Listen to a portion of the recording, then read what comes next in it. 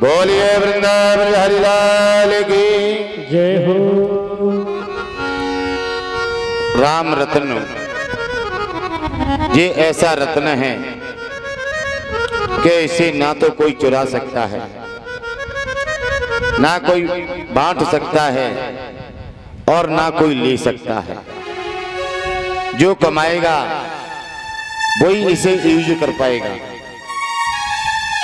इसलिए सबसे ज्यादा राम रत्न, राम नाम के खजाने को बढ़ाना चाहिए और राम नाम बैंक में उसे जमा कर देना चाहिए। इसको तो जितना खर्च करेंगे ये तो उतना ही बढ़ता चला जाएगा। एक और बात बताऊं आपसे कि 5 व्यक्ति थे, तो आजकल पैसे वालों में बड़ी शौकसान रहती है, क्योंकि पैसे का मद होता है। तो कभी कभी अपने बालकों को विदेश में भेज देते हैं शिक्षा ग्रहण करने के लिए।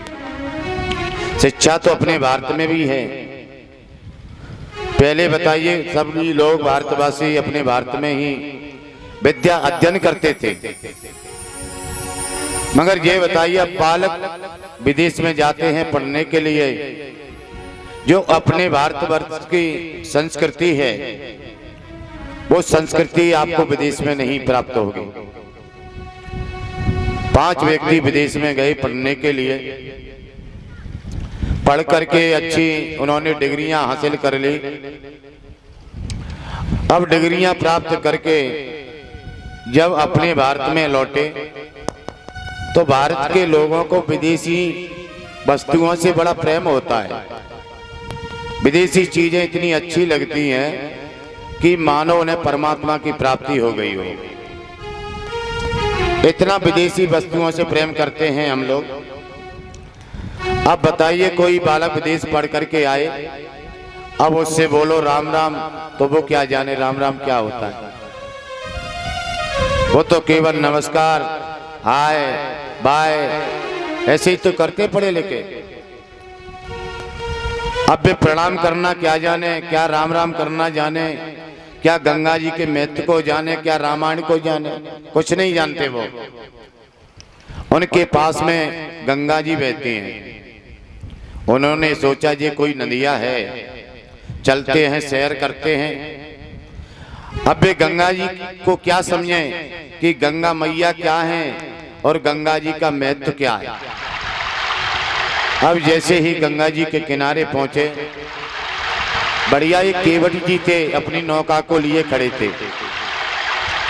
5 व्यक्ति कहने लगे, क्यों केवट जी, आप मुझे सैर कराओगे इस नदी में। केवट जी कहने लगे, मेरा तो कार्य है, आप आइए बैठिए मेरी नौका में, हम आपको सैर कराएंगे। 5 व्यक्ति केवट की नौका में महाराज चढ़ गए और बैठ गए। केवट जी ने अपनी नौका का रस्सा खोला और नौका को चलाना चालू किया। तो केवट जी बढ़िया गाना गा रहे थे भगवान का,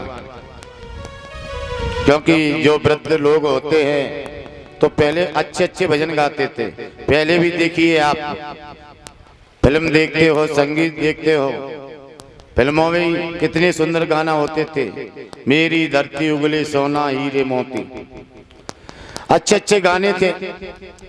अब तो महाराज केवट ने जैसे ही भजन चालू किया, 5 व्यक्ति बड़ी जोर से हंसने लगे कि देखिए सारी दुनिया बदल गई, मगर ये भारत के व्यक्ति नहीं बदले। अरे ये गाना तुम गा रहे हो, भजन गा रहे हो, इसका सारांश क्या है। मगर केवट जी महाराज अपनी मस्ती में मस्त है। धीरे धीरे नौका चल रही है तो एक व्यक्ति केवट जी से कहने लगा, ये बताइए आप कुछ पढ़े लिखे हो कि नहीं। केवट जी कहने लगे, भैया मैं तो पढ़ा नहीं हूँ बिल्कुल भी, अंगूठा छाप। तो भैया बताइए भूगोल पढ़ा है तुमने कि नहीं, बताओ लंदन की आबादी कितनी है।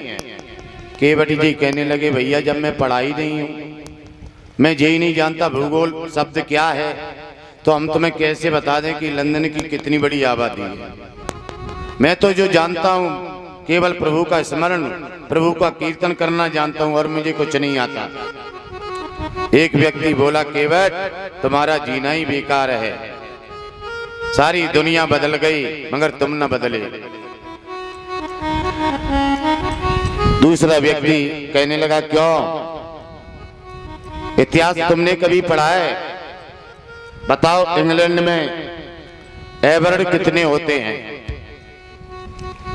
केवट जी कहने लगे, भैया मैं इतिहास पढ़ा लिखा नहीं हूं, तो बताओ तुम्हें एवरेज हम कैसे बता दें कितने होते, क्या होते हैं, मैं नहीं जानता।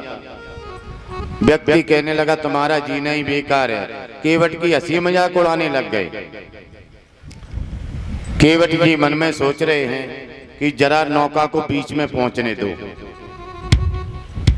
और जैसे ही नौका बीच धारा में पहुंची, केवट जी कहने लगे, भैया तुमने मुझसे प्रश्न किया, मैंने मना कर दिया, अब आप लोग बताइए आपको तैरना आता है कि नहीं आता? पांचों व्यक्ति कहने लगे, तैरना क्या होता है? तैरना तो हम जानते ही नहीं है। तो बोले, अपने लंदन की आबादी को बुला लीजिए, एबर्ड को बुला लीजिए, शेक्सपियर को बुला लीजिए, क्योंकि मुझे तो तैरना आता है तो मैं तो तैर करके पार हो जाऊंगा, मगर तुम्हें पार कौन करेगा बीच?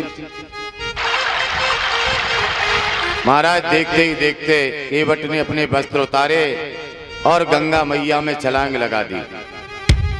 नौका भंवर में पड़ी और वहीं जल में डूब गई। तो पांचों व्यक्ति भी महाराज उसी के जल में चले गए।